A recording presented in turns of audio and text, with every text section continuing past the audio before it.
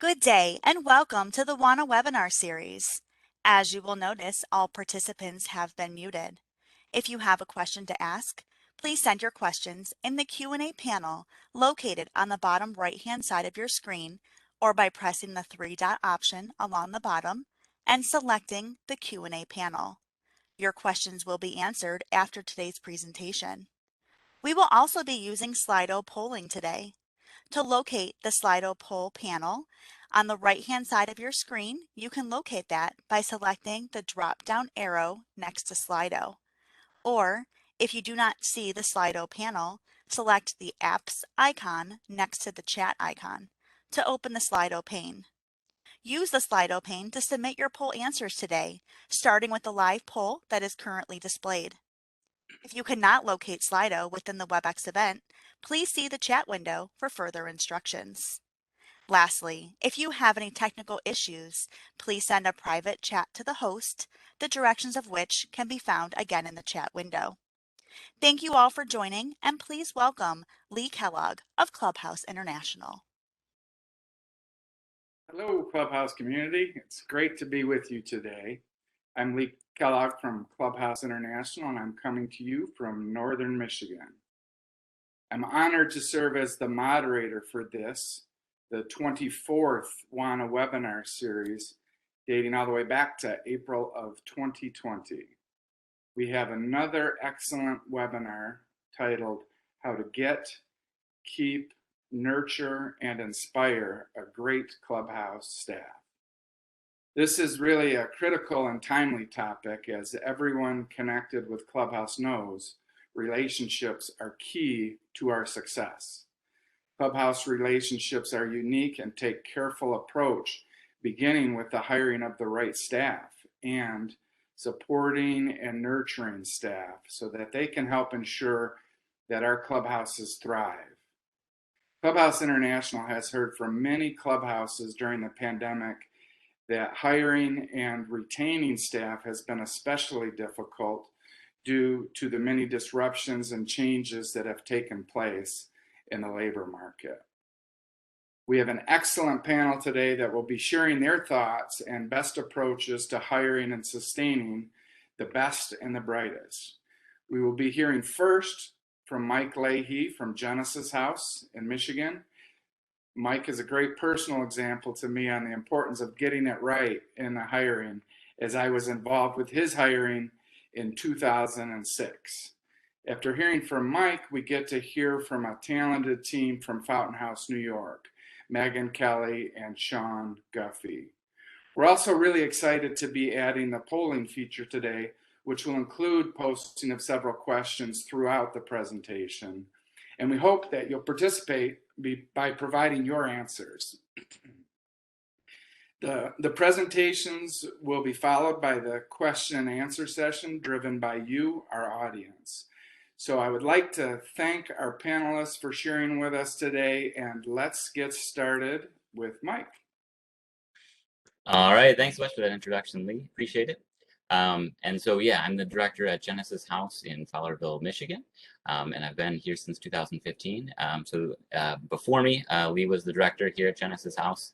And so this is a little awkward. I was invited to be on the panel. We do have pretty good staff longevity here at Genesis House. Felt like I wasn't really quite sure why, but the more I thought about it, I felt like there were a lot of things Lee had done to really set up a supportive environment here at Genesis House. And so I started to make a presentation with some different lessons from Lee.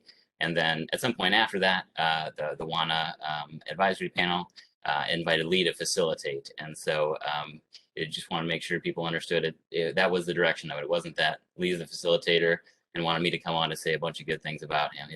That's really not his style. So, but without further ado, I really do want to highlight, again, building a supportive environment. Also going to talk a little bit about access to training opportunities, and then balanced communication between staff and members. So our longevity here at Genesis House, we just calculated, and it's actually at about 15 years. We're a small clubhouse, just 4 full-time staff and more part-time staff, and so 15 years among our full-time staff. But to start, yeah, so you can go ahead and go on to the next slide, please, Jessica. And I want to talk about some of the things learned from Lee in terms of how to build that supportive environment for staff and for the whole Clubhouse culture. One of the things I really felt about Lee is he's a master at relationship building. So he, of course, did this throughout the day and in lots of different settings, but his relationship building skills seem to be on full display at lunch and during our walks. As I think about Lee's style, what really impresses me is his ability to be open and willing to share. As a new generalist, my tendency was just to ask a lot of questions. While it can be good to be inquisitive with someone new, there is a fine line, and asking too many questions can feel more like interrogation. I've been guilty of that on a number of occasions. But Lee, at lunch, would often sit with staff and members and would tell engaging stories. The stories were funny and interesting, and I discovered that this really is the glue to relationships. Naturally, we all want to spend time with people with whom we enjoy their company. When you enjoy being in someone's company, it builds trust and affinity. At one point, we analyzed our staff evaluations, and we came to a conclusion that staff who were better at sharing personally scored better on their ability to get to know members. And Lee helped lead us by example here. At Genesis, we have a 1-mile walk that takes us about 20 minutes. We do it right after lunch. And Lee would also use this opportunity to get to know staff and provide some casual and informal supervision. I have a lot of fond memories of walking and talking with Lee. Another thing he was great at was having an open door policy and being very approachable. This didn't happen magically. He was able to make every staff feel like they could interrupt him at any time, no matter how busy he seemed to be. He also was very attentive to how each staff member was feeling, and he took it upon himself each day to check in with each staff. This probably led to his increased approachability. This comes down oftentimes to small talk and really getting to know every colleague on a deeper level. He was also excellent at using humor, and he role modeled it throughout the clubhouse to build a culture that is light and enjoyable, and one that builds camaraderie. So those are just a number of things that I'm still working on to this day. And but you can go ahead and go to the next slide, Jessica. And I want to talk more about training opportunities and helping staff get to some different external training opportunities. It's really a great way to help staff feel valued by supporting their skill development through training opportunities. Some such training opportunities are available through Clubhouse International, including their 2-week comprehensive trainings at training bases around the globe. So those are incredible opportunities. Clubhouse International also provides conferences, such as the World Seminar every other year, and then different sort of continent-based trainings on the off years. So all of those are excellent to go to, and specifically sending, when staff get the opportunity to go to those, it really helps them get connected to the larger social movement, kind of feeling that connection. And staff are also able to build on their network of peers. Want to talk next about regional trainings. And so I know that this is different by every region, but here in Michigan, we're really fortunate to have a high quality clubhouse trainings in our state. So that includes an annual conference that we do, as well as a new colleague orientation where colleagues go to different clubhouses and learn from them. So, but I know that having high quality clubhouse trainings might not be the case in all regions. But that brings me to another lesson that I learned from Lee, and that is having a long-term vision and pursuing it. He was instrumental in building relationships with decision makers at the staff level, at the state level, and his vision took time, but it paid off. We went from having no training funds, virtually no training funds, to hundreds of thousands of dollars per year. So this took 5 to 10 years to accomplish, but of course it was worth it. He also kept staff and members involved in all of our coalition work, and that added to the meaningfulness of the job. Lee worked as an advocate, not just statewide, but also locally with our agency to get as much funding, training funding as possible. And he made the case that more agency funding should be spent on training for staff. Our clubhouse also created new fundraisers, and we used some of those funds to send members and staff to training. So yeah, Jessica, you can go to my last slide there. This one's about balanced communication. And so, in thinking about our kind of staff morale, how things have felt over the past 16 years for me, and back even further, some of our best times are when we were achieving big goals together. The period when we were working towards Clubhouse International accreditation comes to mind.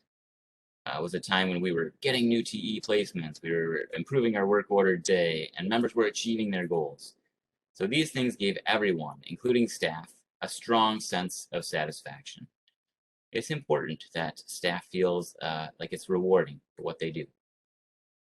I was talking to Lee about times even longer ago, and you had to think back to right back when he started more than 20 years ago. But staff morale was kind of in a tough period at that time.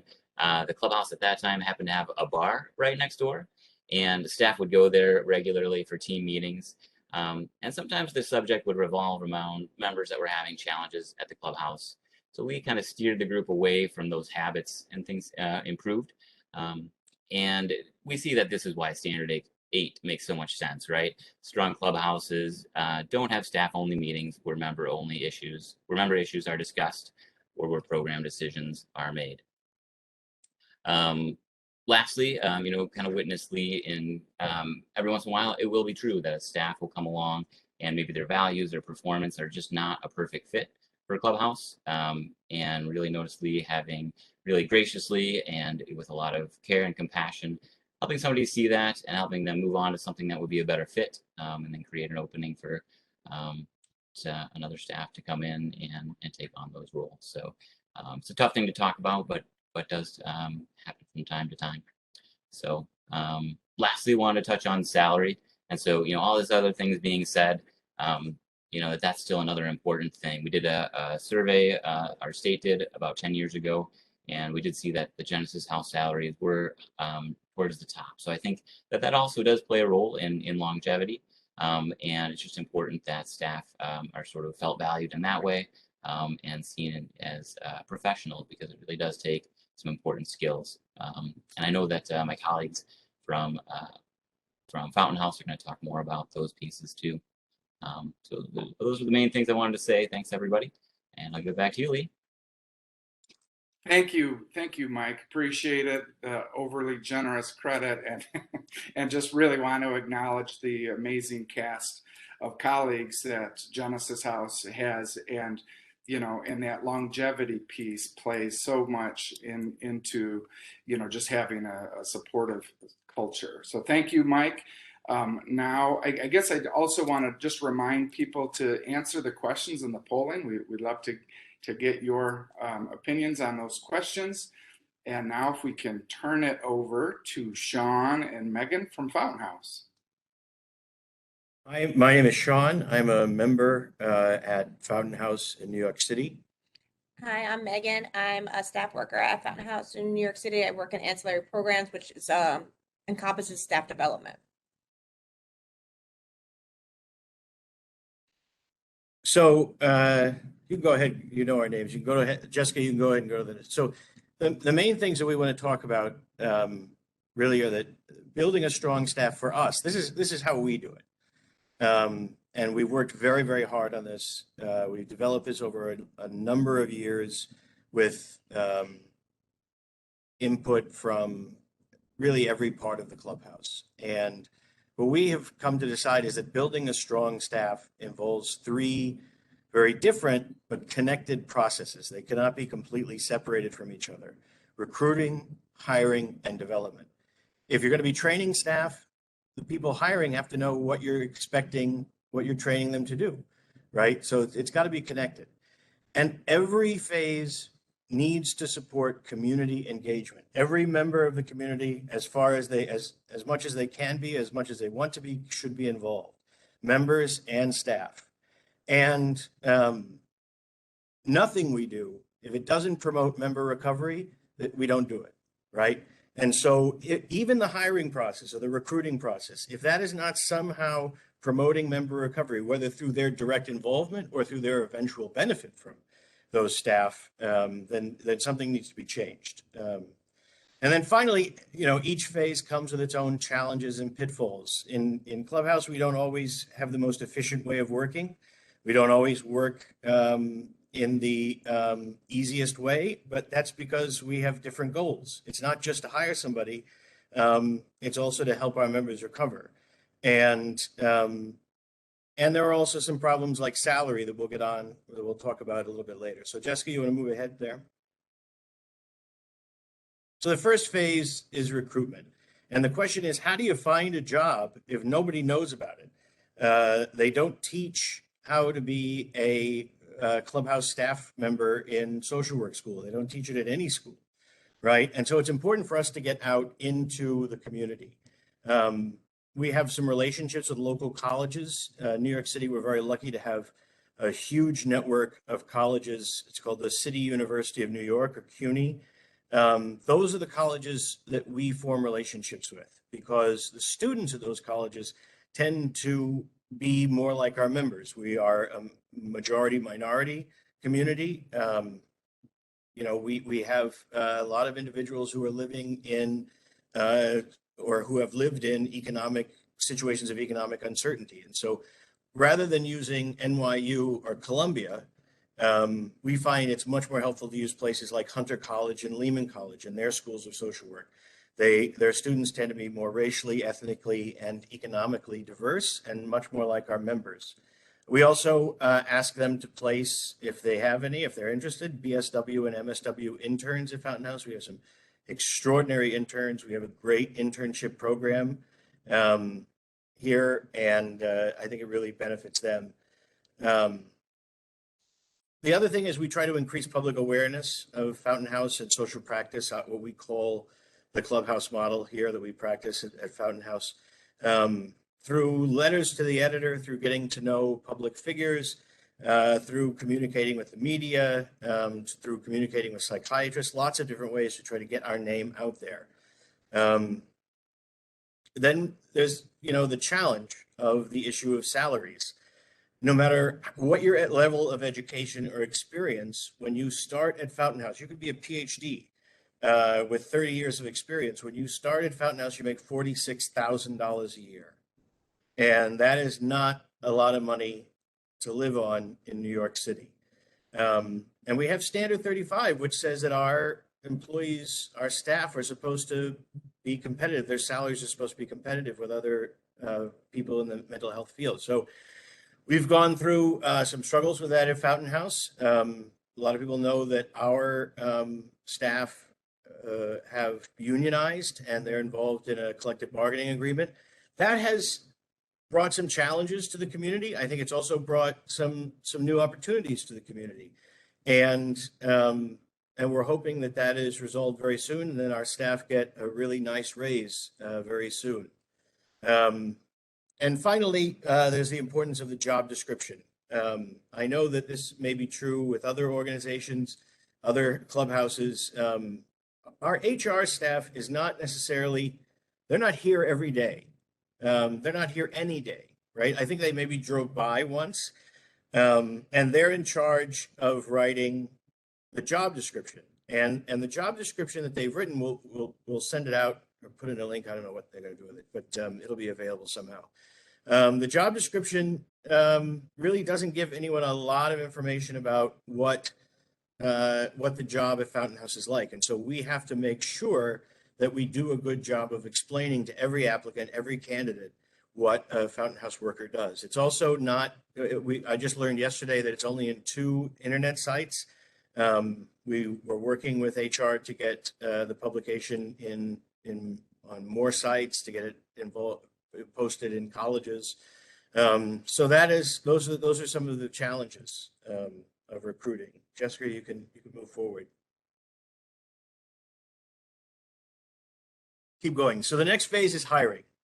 And this we've actually really got good at. The recruiting is the hard part, I think, the hardest part.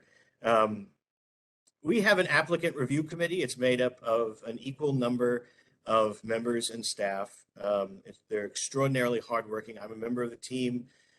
We are seriously dedicated to getting the absolute best staff possible at Fountain House. And we turn a lot of people down. We turn probably more people down than we hire. We get a lot of resumes. We're well known. There are a lot of people who see our listing on one of these websites and it automatically sends us a resume.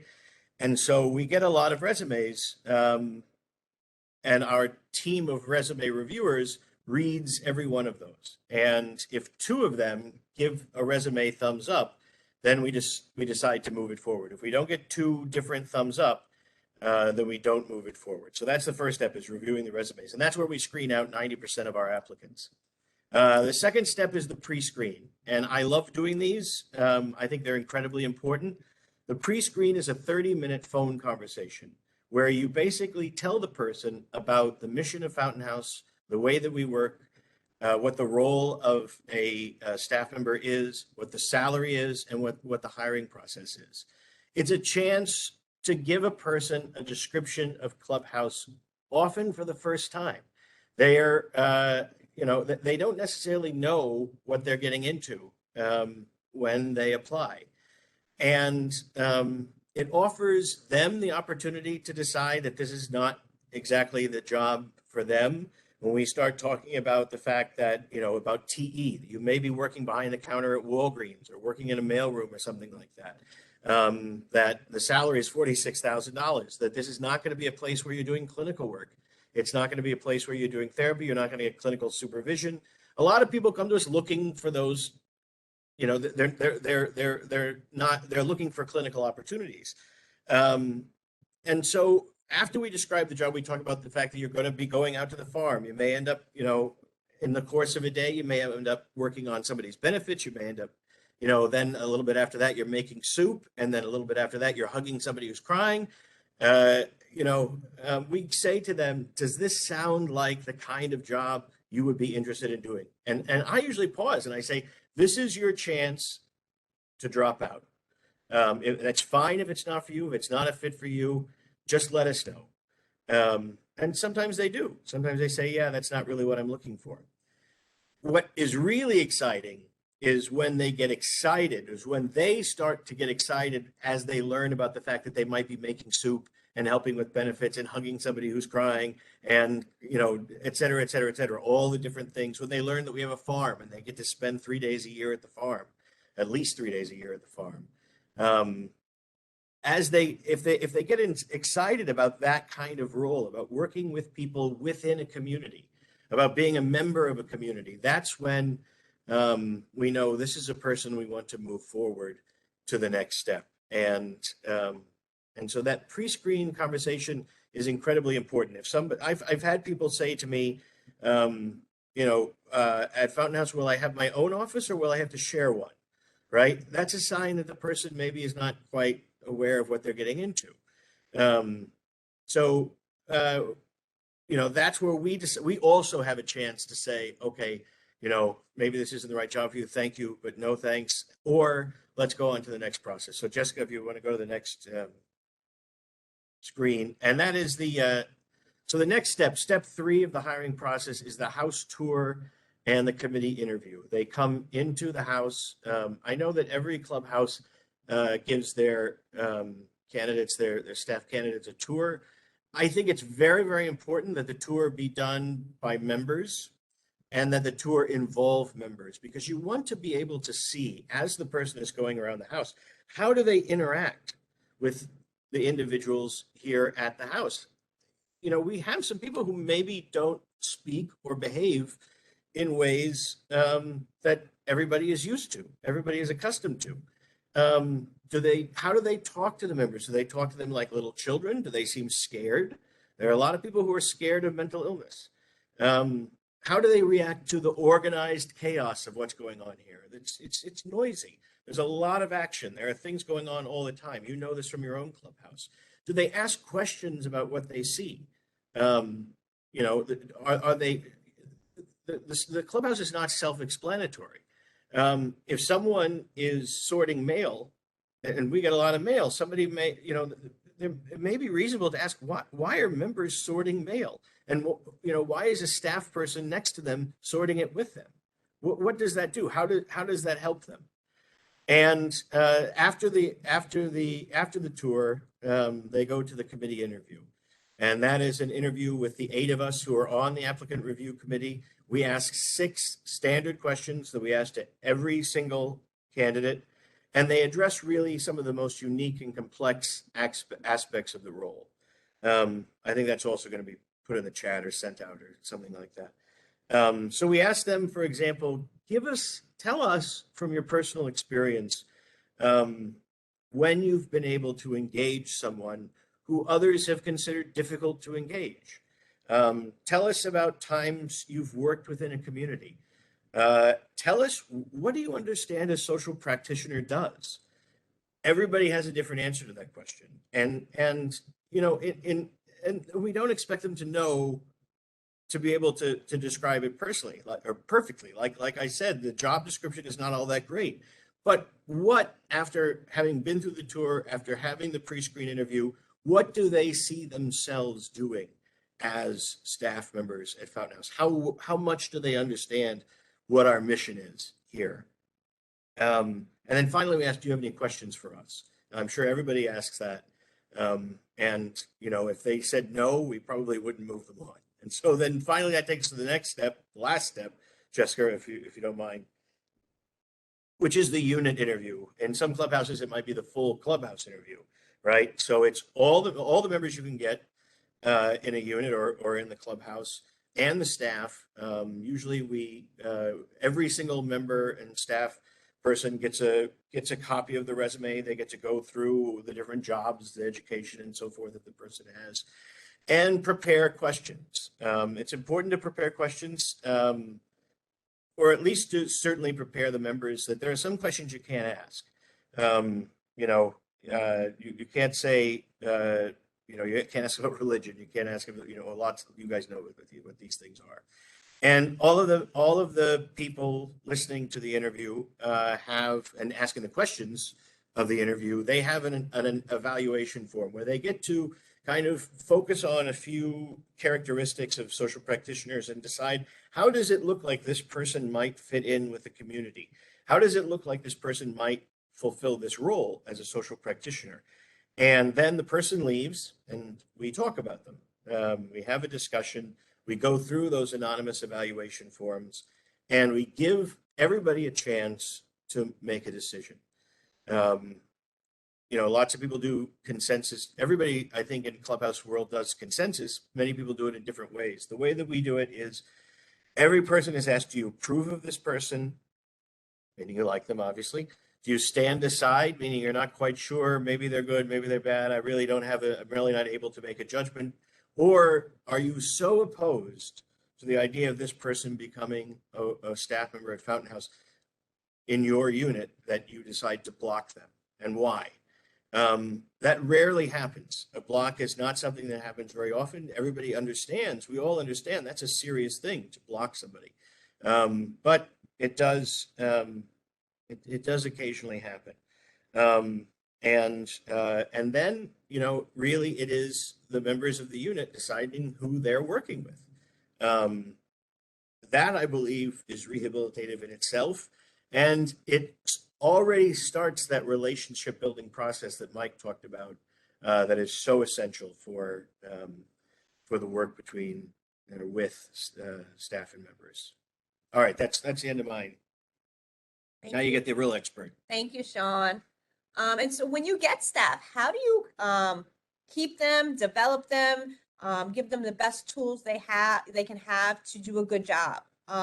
And so, you know, I've really thought a lot about staff development and why it's important. And clearly, first and foremost, the skill and retention of staff directly impacts member recovery, right? We've talked a lot about relationships. You know, if you have a high turnover among staff, that affects the membership, right? Where our relationships are what are so unique and special about our communities. And if people have skills to do the job, if they're able to engage, do they know about the value of TE? Do they understand all of those things? It's important because our model, like Shawn said, is not taught anywhere else. It's unique. You're not going to learn this in schools of social work. You're not going to learn it in a mental health clinic. So we need to be able to teach it to our staff. For staff who are coming in from other agencies or from schools of social work and things like that, we need to unlearn other methods that are not useful in the clubhouse, right? Those transactional didactic relationships, those, thinking back and processing all of the things that have happened throughout your life. We don't do that in the clubhouse. We focus on what the person's strengths are, right? We're not the medical model that looks at a deficit and tries to fix it, right? And so all of that needs to be unlearned. Underdeveloped staff inhibit quality programming, right? If staff is not challenged or taught how to engage, right, you're not going to have a successful side-by-side work order day. As we've always known with members, there's an inherent need to be needed for every individual. That's for staff too. Staff need to be needed and they need to be supported to avoid burnout, right? So we need to reflect back to our staff why they're so important and how they can do their job to the best of their ability. Ongoing training and development optimizes long-term staff and member outcomes, right? And so if you just train somebody at the very beginning of their employment, how do they develop throughout their career at Clubhouse? We're talking about longitudinal careers we're hoping for 15 years, right? I've been at Front House 22 years. And the ongoing training, you don't just train once, you're constantly engaging people in thought-provoking conversations or trainings that directly impact their practice. It keeps tenured staff from becoming stale, right? And it reinvigorates people about the passion that drove us all here and have us stay here. And that just helps with member outcomes. If people are excited and passionate and thinking about their work, members benefit. And then also, I think Mike spoke to this a little bit, the implementation of adequate support and training makes it easier to off-ramp underperforming staff, right? As long as we are providing all the supports that are necessary, if someone is still not meeting the demands of the job or not doing it in compliant with the culture that we're striving for, it's easier to kind of have those conversations to off-ramp them to something different. You can go to the next slide, Jessica. One of the things, I've heard come up about focusing on staff development is, will it detract from the work order day or the member experience? We talk so much, and the primary focus is the members here at the Clubhouse, that I think we don't look at staff that much. But the short answer is no, right? By investing in the staff and staff development, it does not negatively impact the work order day. When it's done well, it can actually really enhance the member experience, foster new skills, and give leadership opportunities to people who might not have had them before. And it really empowers members in the running of the Clubhouse. Having say in your staff, having say in what they learn and how they do their job is really empowering. So if you can go to the next slide. So one of the things I've thought about greatly in my role is how to really involve members in staff development and what roles members can play, right? Staff development is not a staff only opportunity. Members know what they need their staff to know about, right? They know Clubhouse, they know what they're getting from it, why they come here. So members are often one of the biggest champions of training ideas, what we want our staff to know and learn and grow in, where they see challenges and barriers and deficits, right, that we can then train on and capitalize on the members' feedback. Things like advertising, scheduling, promoting trainings, keeping attendance, those are all good work for members to get involved in and can be incorporated into the workday. Members and a variety of members have opportunities. The more trainings you have, the more opportunities members have to lead workshops and co-facilitate these trainings. And then when you train members and staff together in staff development, members are not excluded from staff development. They're incorporated into it as leaders and trainees themselves. You get to train members in our model alongside staff and they learn together. So that builds relationship. It increases member understanding in the model. So it can definitely be utilized in a way that promotes member recovery and engagement. Next slide. And so I just want to talk a little bit about some of the examples we're using at Fountain House. And these have all been done over the past several years in one way or another. And we're hoping, we're working on a curriculum now that would incorporate this every year, all of these aspects into a regular schedule, like a 1-year and 3-year plan. And so we've really started to appreciate the need for staff development and the crucial role it plays in retaining staff, especially in not just retaining quality staff, especially in today's workforce.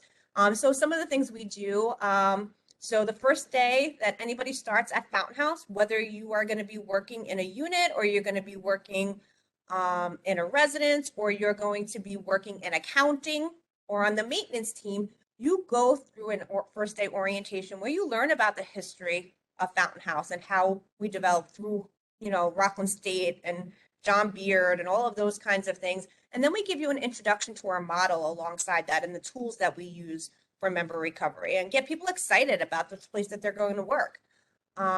We have a best practices for new staff, which is a 13-week curriculum that a cohort of new social practitioners or new generalists go through together. Resource area staff are now coming to it. Housing staff are now coming to it because they're interested in doing it. Care managers, they want to learn the model. So it's very exciting. And it talks about, when there's disruptions in the community, how to use TE as a form of rehabilitation, the use of relationship and how your relationship is different than that of a case manager or a therapist, and really understanding the role, the understanding of how community plays a part in recovery. We go through all of those.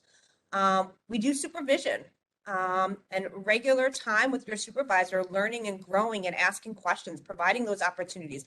And that could be, we do formal supervision. I think that's really crucial, but also the informal supervision that happens on the unit when you're there and someone's doing something really, really well and you point it out to them, or if they're, they're not seeing people engaged, how to redirect people.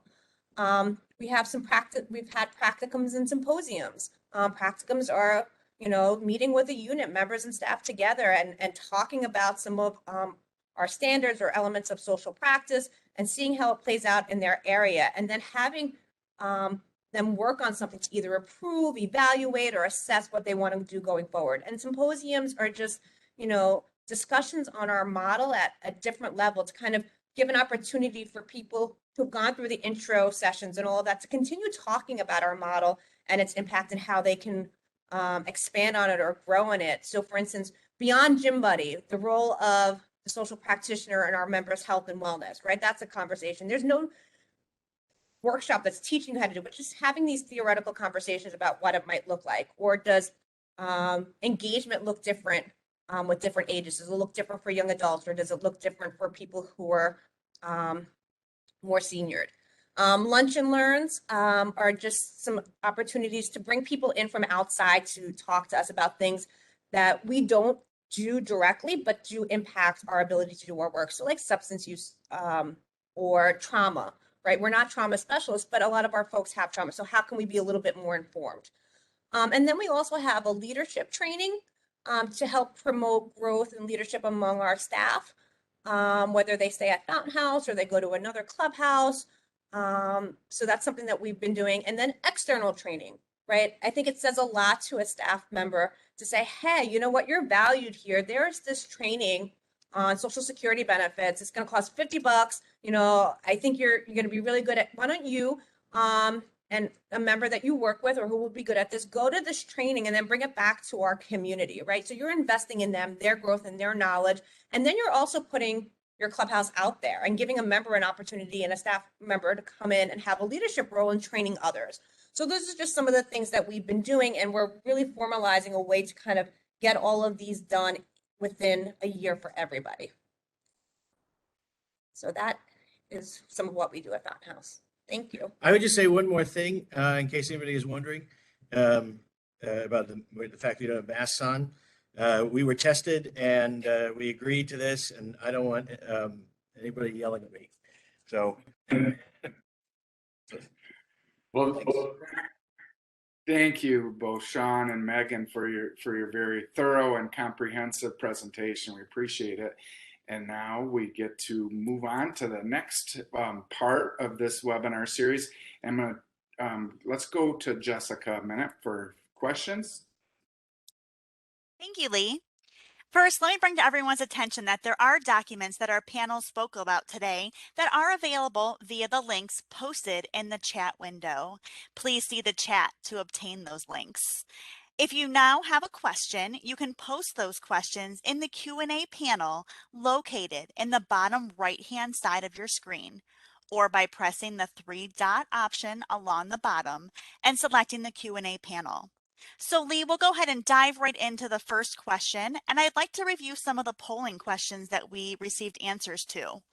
So the first question was, what do staff need from their supervisors to be most effective at their jobs? And some of the participants' answers were modeling, mentoring, honest feedback, orientation, and support. So let's go hear from you, Lee, as well as our panelists on what their thoughts are. Excellent. Great polling. And it was nice that people were using the polling. So again, the question about what do staff need from their supervisors to be most effective. And we heard both of our presentations covered some of that, but it's interesting to hear kind of reinforced the modeling, the mentoring, the positive feedback, orientation, and support. Maybe we can go to Mike first. Do you have, are there additional things in thoughts that you have on what staff need from their supervisors to really be effective in the hard work that is Clubhouse? Yeah, I can touch on that a little bit. I was just kind of polling the group here a little bit earlier this week. Some things staff really mentioned is important is just feeling encouraged, feeling heard is two really big ones. And also appreciate flexibility. We do offer quite a bit of that in towards, especially if people have families, and kind of moving things around and to make it all work out with our team approach. So those were some things that seem to be important to folks, and just a lot of it comes back to staff that embody the Clubhouse model was another piece of feedback that we got in terms of kind of what can drive longevity. How about Shawn and Megan? Do you have additional thoughts on what people need from supervisors to be really effective? Yeah, I have a couple of things that came to mind. I think having an very intentional supervisor, kind of coming to you directly with expectations and feedback. I think both positive and constructive feedback are essential. I think people want to know when they're doing a good job, and they also want to know, if they're not doing the good job, and then putting the right supports in place to help develop it, right? And we would be doing both the staff and the members kind of disservice if we're not giving that feedback and really helping to develop it. And I think that also speaks to off-ramping too. Like if we're giving that feedback and we're providing the support necessary and doing our due diligence to provide that, then it often helps with that. And I think, I think the flexibility, the support, all of those things that Mike spoke to, and seeing them as people, right? We're people first. This is a hard job, acknowledging that it's a hard job. It's an important job. It's a job that, many of us and most of us are passionate about, and acknowledging how difficult it can be at times, but also then, and when we get to those points, just refocusing on the positive. There's always something good that's happening at the Clubhouse. And I think if you have that intentionality going in, I think that helps. Right, excellent. Shawn, did you have anything that you wanted to add to that? I think Megan, especially when she said focusing on the positive, as I've been a member longer and learned more about the model through time, one of the things I've gotten better at doing is identifying when somebody is getting better, right? When recovery is happening, signs that recovery is happening. And I tried to, I'm not anybody's supervisor, but I try to point out to staff members, look, Mary's getting better. See, she did this, or she's doing that. She never did that before. Or, look what Joe is doing today. And because, in the midst of it all, you don't always notice that stuff. And those are special moments that we ought to just take a moment to pause and appreciate and know that we were involved in that. Excellent. Yeah, one of the things that I noticed too, our panelists are from very different size clubhouses, from Fountain House in New York being the largest clubhouse in the world, to Genesis House, with a much smaller staff. The needs, the support needs, the training needs there's some universal pieces that are in place. So that I'm going to ask the second polling question of the group, which was, what are you looking for in staff? And some of the answers in the polling, like I guess the number one answer by size of the word was engaging, which isn't surprising. People also responded adaptable, positive attitude, flexible, respectful, genuine, those things. So could we start with Shawn on some things that you're looking for in staff when you're hiring at Fountain House? I agree with all of those things. I think, and this is something that you can kind of assess in the tour as best you can, and in interviews. You want somebody who's kind of unflappable, right? You want somebody who is able to look at a pretty complicated situation and operate in those kinds of environments. And you want someone who's authentic. At Fountain House, the tool we use to help members recover, the tool that Megan uses to help me get better is herself, right? It's not some special, theory like psychoanalysis or something like that. She's using herself as a person in relationship with me, and that's making me better.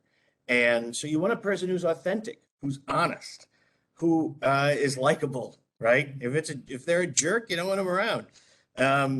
And someone who is able to, Megan always talks about rupture and repair, right? If you do have a rupture in the relationship, which is going to happen, are you able to repair it? And is a person willing to do that? Is a person capable of doing that? Excellent, Shawn. Thank you. Megan, did you have anything that you wanted to add about what you're looking for in staff?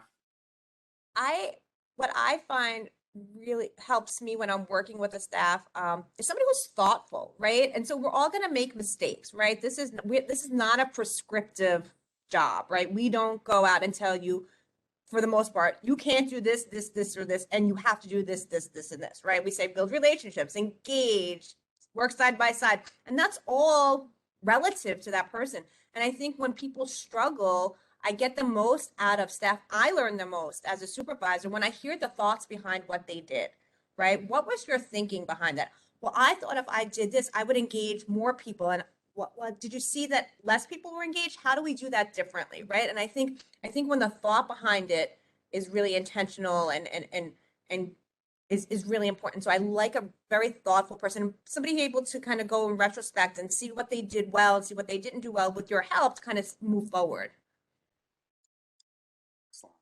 And Mike, you touched on some of this, but do you have additional ideas on what you look for in staff?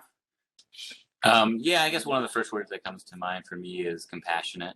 Really important that they see members are able to put themselves in other people's shoes. And that's huge for me. But other than that, took a lot of notes from Shawn and Megan talking. There are a lot of great ideas there. And so, Megan talked about thoughtful. We talked a lot about being creative. So being able to see a unit, figuring out, all right, these are the other, more unit tasks that we can add to engage members, involve members on lots of different levels, being able to kind of break that all down. So I definitely agree with that. Having an intelligent staff is definitely really helpful. So. All right. Well, the third question that was posted in the polling was what makes staff stay? And there were several comments, and I think it's such an important piece. When we do accreditation visits, when you have a high staff turnover and go from one accreditation visit to the next time, and it's all new staff, it's really hard to develop relationships and share, the collective experience of Clubhouse. So I think it's a really important question, and wondered about thoughts from our panelists on what makes staff stay. Maybe we can start with Megan this time. So what's made me stay this long? I am just passionate about it. I think, as sometimes, Fountain House can drive me a little wacky and I get frustrated. But I think in the day to day, there's something good. I know so many people who are miserable in their jobs, right? And the pay is not great, but I'm a single person. I'm not raising children, so it's fine enough for me. But in the day to day, if you're thinking about what we want to get out of a job, in the human service field, like having people at the seat at the table in their own recovery, people being engaged in ways that they've never been engaged in before, and seeking out new opportunities and complex relationships and things where people most marginalized by this illness don't have that. I think, when somebody says yes for the first time, right, there could be chaos everywhere. And then somebody who's never said yes before says yes. And it's like, whoa, look at that. And really, it's just something that I thought I was going to stay 6 months and be an art therapist. And it's a passion. And I think you need that passion, kind of do that job. And the part of the organization, the supervisor, to help staff see if that passion is within them and kind of cultivate that. Thanks for sharing that, Megan. Shawn, do you have thoughts on what makes staff stay? I know that in 1991, there were a couple of researchers who came to Fountain House, and their question was, these staff members, these individuals are involved in a very high stress job, a job that typically involves a lot of burnout and a lot of turnover. Why is it that staff at Fountain House seem to be staying so long? Why are they not burning out, and why are they not turning over the same way as other people working with people like me, right? We're tough to work with, people with serious mental illness. One of the things, what they found was they were members of a community. They felt like members of a community. They felt like they were a part of a family. They were a part of something important and meaningful. And I think that idea that Megan had about, staff need to feel needed just as much as the members do, right? Yes, salary is important. You've got to pay them enough. We certainly know that. But also, in addition to giving them a good salary, staff need to know that what they're doing is important, what they're doing is meaningful, that they are meaningful and important and special, and that this community can't survive without them. We need them. They're a part of this group. Thank you, Shawn. Mike? Yeah, hard to add more than that, but yeah, definitely love everything that you guys were saying. I was polling the group earlier about this too. Greg said, really finding staff that embody Clubhouse values. So that is what it comes down to. And yeah, just definitely echo what Shawn, you were saying earlier about being able to see members and improving in recovery. So I think people that can do that on their own and see the value in that and feeling how rewarding that can be. Is what has people stay. But yeah. Excellent. Thank you, Mike. A couple more from the audience in the polling that stuck out to me were seeing the progress of members. So I think that's a really important engagement training right from the beginning, positive environment, relationships, knowing that they're appreciated. There was a whole bunch. So we appreciate the audience taking the time to answer the polling. So I'm going to move to question 4. I think we have a few minutes left. So question 4 is similar, but what qualities do you look for in staff? And some of those answers from the polling was passion about mental health, believing in members' potential, good personality, healthy boundaries, authentic, trustworthy, team player.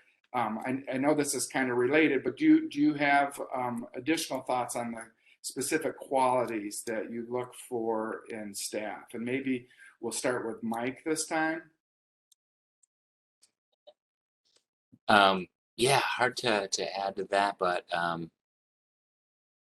yeah, certainly all of those things. Again, compassion, being able to being adaptable, I think, is really, really important, because every day is different at a clubhouse, as we know. And so trying to find that is important. So we kind of ask some different interview questions to kind of see how people handle things when curveballs are put their way. But yeah, so being passionate and compassionate as well. Some of the top things that come to my mind. Thanks, Mike. And Megan and Shawn, do you have anything to add to that? Lee, I think you said knowing that members can recover, right? And believing in that. And I think also along with that is the ability to see strength where others wouldn't find it, right? I think it's very easy to say, you know, when someone's struggling or someone is not doing well or doesn't want to engage, you can be, oh, that's just them, they have a mental illness, right? I think it's very easy, even for strong people, strong workers in a clubhouse, that on those days be like, oh, that's just them. But really taking a step back and being like, well, there's a strength in there and it's my job to find it. I know it's there, right? And I think it's a unique skill. I think it's something that can be developed, and I think it's something that we all need to remind ourselves that it's there, and we need to tap into that. Shawn, anything that you wanted to add? I would just add to that that's actually one of the questions that we ask in the interviews. What similar to what Megan just said, we ask at Fountain House, we work within a strengths-based model. Can you talk about a time when you've been able to help bring out someone's strengths? And the answer to that question is really, really important. Because like Megan said, you know, I don't want people to see my illness as just me. I want them to see what I'm capable of doing, what it's possible. You know, I have bad days. I have really bad days, right? And I know, you know, there are people here who know what I can do, and that is important to me. Okay. Jessica, are there a last question for our panelists that came in from the Q&A? Yes, thank you. We're actually getting really great feedback in the chat about how wonderful this presentation is today, so thank you all so much. We also had a comment in the chat that some people are having issues opening up the links to the documents. Just a quick update that we will be sending those out after today's presentation. So if you're not able to access those currently, they will be sent out to you directly as well. Lee, we'll go ahead and wrap it up with one final question. How do you implement staff evaluations in the clubhouse? That's a great question. Megan, do you want to start with that? So yeah, right now, because of the unionization and things like that, we don't have one. When I first started, there's been a series of them where, you know, you would choose a member to write an evaluation about you, and your supervisor would, and then you and your supervisor would meet and you discuss it. Then there was one that was, you sat in the room with all the members and staff of your unit and everybody gave you feedback to you, and that didn't work. And then there was a period where there wasn't any evaluation. And, you know, in the standards, it says members have the, you know, ability to, part of their job is to evaluate staff. And so I think it's really key and crucial.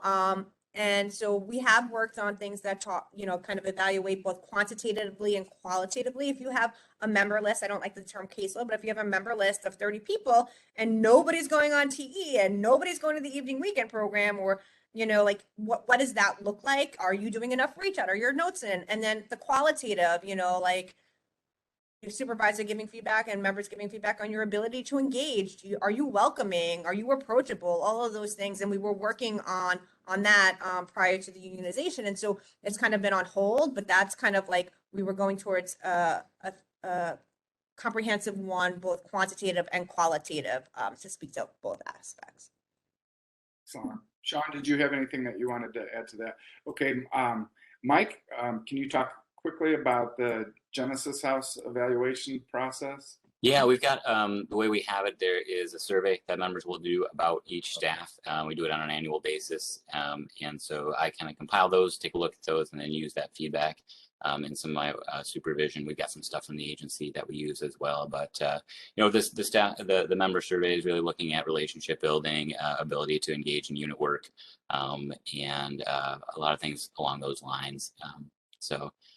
Yeah, I think it seems like a pretty good way to do it. We got to, you know, kind of get a little more consistent about it. COVID has certainly disrupted that, but we're planning to get back to that soon. Well, thank you so much, panel, for your very thoughtful and honest responses to this. I think it was a great discussion. And thank you, audience, for joining this and participating with your question and answers and polling. Jessica, do you have closing pieces? Yes, thank you, Lee. And if your question has not been answered today, please feel free to send an email to wanawebinar@fountainhouse.org. The PowerPoint presentation and documents from today's session will be sent directly to everyone in attendance, as well as the recording will be made available next week. Please do take a moment to fill out the short Slido survey that is currently active right now on the right-hand side of your screen. Thank you all for joining today's webinar, and please be on the lookout for announcements regarding future webinars. Have a wonderful day.